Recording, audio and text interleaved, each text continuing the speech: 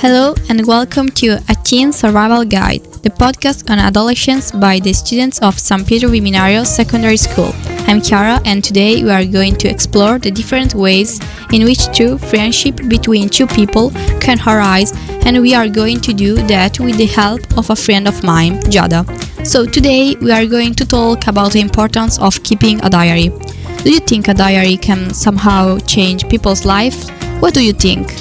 I believe it does. Think about the diary of Anne Frank. When you are in the middle of war, your diary becomes your best friend, and writing a diary can help us to never lose hope, even when our life is in danger.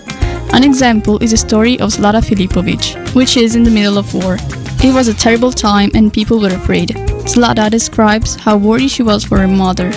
She's also called Anne Frank of Sarajevo, but Zlata's story is different to Anne's story, because she escaped with her family from Sarajevo in 1993. Why is it important to read pages taken from diaries of famous people at school? I think that when we read a diary, we can find out who the diary writer really was, not who we think they were. It is as if they were talking to us. For example, when we read the diary of someone famous, we begin to understand that maybe that person is not only famous, but a real person.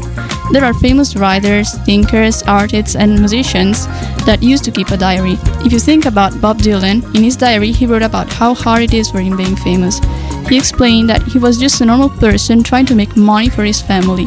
He also never liked being called the voice of a generation. For him, it had no sense. Do you think that diaries are also a good way to remember the little details that make our life special? Definitely.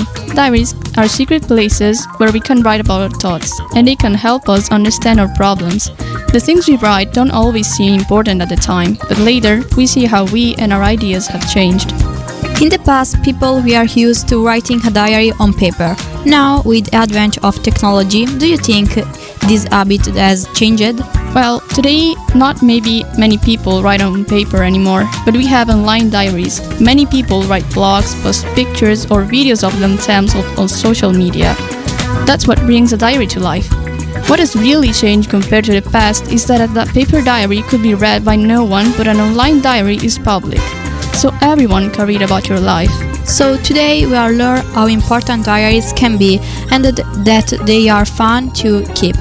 They can be a great way to practice a foreign language, and they can also help you become a better writer. So why not start writing one?